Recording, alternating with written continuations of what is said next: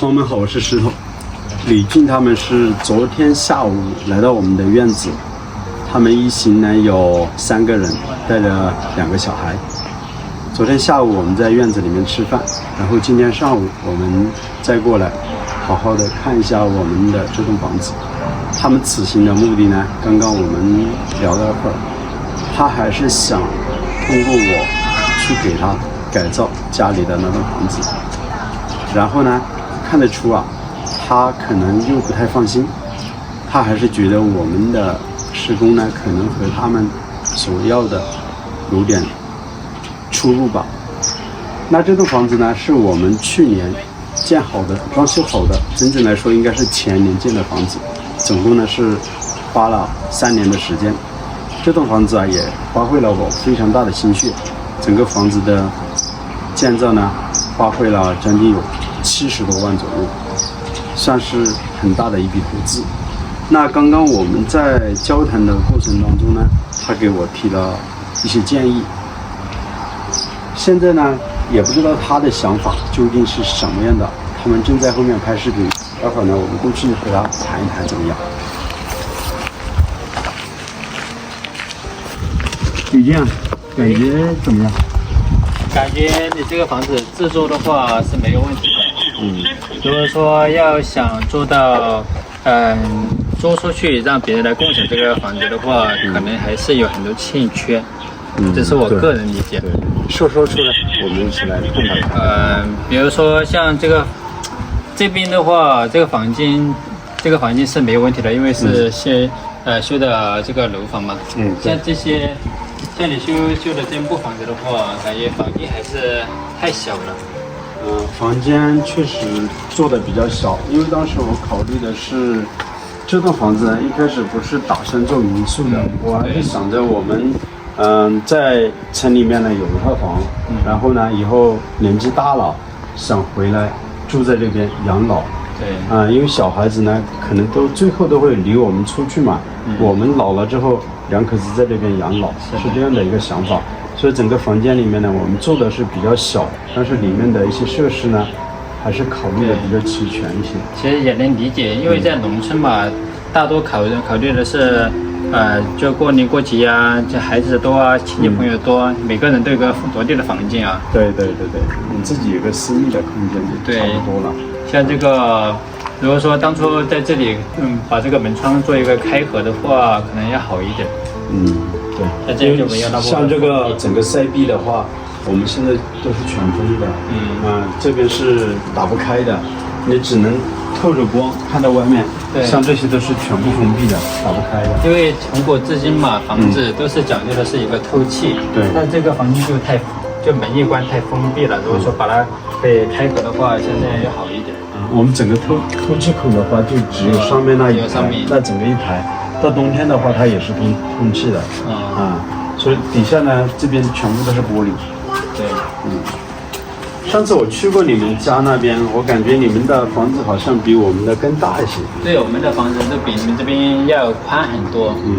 像你这个大厅的话，其实如果说让我们来做，像这种新建的，我还是建议把这里中间留空嘛。留空的话，这个大厅它看起来就要高一点，人呢可能就整体感觉就楼层高度更高。对，没有那么压力，因为现在很多这种别墅型啊、复式楼都是像这样做的，然后前面就是这种大的落地窗，像这样看起来可能就舒服一点。像你这外面不是还有一个这个拼房吗？但那边的话，这里开一个门其实都无所谓。在这边的话，如果说当初应该这个落地窗应该做成那种也可以开合的就好。这样开合的，因为你现在更多的是考虑把它做成民宿型嘛。就可以把这里隔出来，然后你这个，因为你现在这个院子太大了，就应该把它划分起来，然后多做一点绿化呀、草坪之类的。对。然后在这里就做一个隔断，然后做一个隔断以后。这里面的客人就可以直接出来，在这里弄一个撑一个伞呀，或者一个葡萄架，在这里喝茶。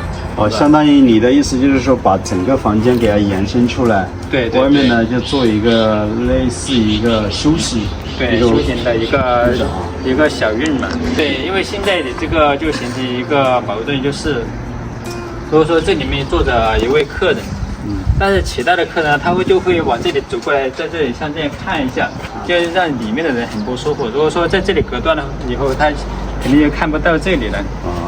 这里就形成一个隔断，就是完全是一个私密的空间。相当于这边就是，如果是按照民宿的设计的话，可以这样子去做，对，增加这个房间的一个实用性。对，因为民宿讲究的就是一个私密和一个好用的一个空间嘛。那这个房子现在我们目前已经建成了这个样子，想去改变太多的话，估计也比较难。对，像这种成本太高了。像上面的话，因为你这个偏房上面都有一个露台，其实当初如果考虑的好的话，也可以利用起来的。2楼啊？对，2楼。当时我可能考虑比较欠缺吧，因为2楼的房间比较小，如果说把它开一个门出来，就可以到2楼去活动的话，在那上面喝茶呀，看看风景，其实很好的。因为本来你们这里的风景也是很不错的。像你现在这个大面积的这个水泥面，其实还是建议要处理一下。在这里站着真的是睁不开眼睛。是吗？还有点刺眼。对，太刺眼。整个这个水泥面呢，将近有300多个平吧。如果说现在不做绿化的话，可以去买那个。现在不是有那个地面漆嘛？可以把这个地面整体的把它刷成那个灰色的，可能好一点。类似于水泥的那种灰色啊。对，那灰色的比这个肯定会好一些。那肯定要好很多，看起来可能这把子也舒服一些。那后期呢，这边我们还准备要种一些花花草草，做一些这个架子啊，然后呢，只用砖砌一些花盆出来，围填一些土。对，后期想去这样子去做的。现在这一间呢，我们是没有做卫生间的。你怎么跑到这里面呢？你把人介绍进去了？这个房间呢，我们是昨天刚刚装好了床，然后呢，这是一个上海的女孩子，她就说很喜欢我们农村的一些生活，她想过来体验。所以说她这个房间呢，她是租了1年，准备1年的时间都是住在这边的。像桌椅的话，大概是多少钱啊？5000块钱，1年。对，煮饭的话她自己煮，然后呢，我还给她提供了一块地。大概有4、5分地，他自己要在这边种点菜啊，养点鸡呀之类的。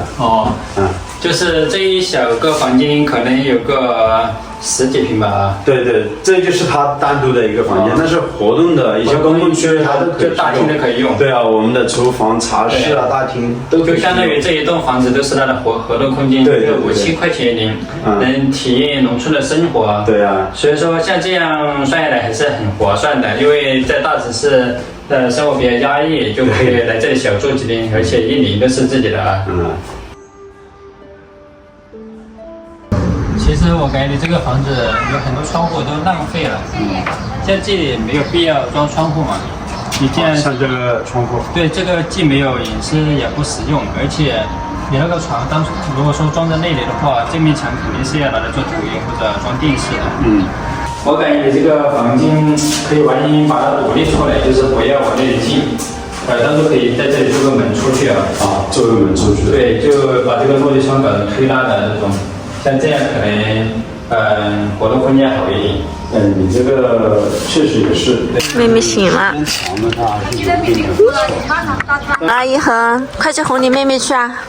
快去哄妹妹，妹妹你别哭哦。拿的是什么啊？你要烧火吗？是在那里烧火，那你在那里拿这个。看得出啊，吕俊对于我们这个木房子很多地方都是不满意的。我们的窗户，我们的这个整个塞壁，包括我们房屋的这个2楼的木地板，他觉得木房子可能最大的缺陷呢，住在里面，它的噪音啊，无法做到状况那么好。确实如此。之前我们建造的这栋房子呢，可能就想到的是居家居住，但是呢，现在可能给它发生一个变化，类似于给它做成民宿这个样子，所以呢，现在出现了很多问题。当然，现在也是没办法去调整了，只能将就着去用。那这期的视频呢，我们可能会暂时看这栋房子，接下来呢，我会带他去河边那边改造一栋房子。等他看了那边之后，再去决定他的房子怎么样去做，或者他决不决定让我们去给他改造他家乡的房子。挺是纠结的吧，反正大概的情况就是这个样子。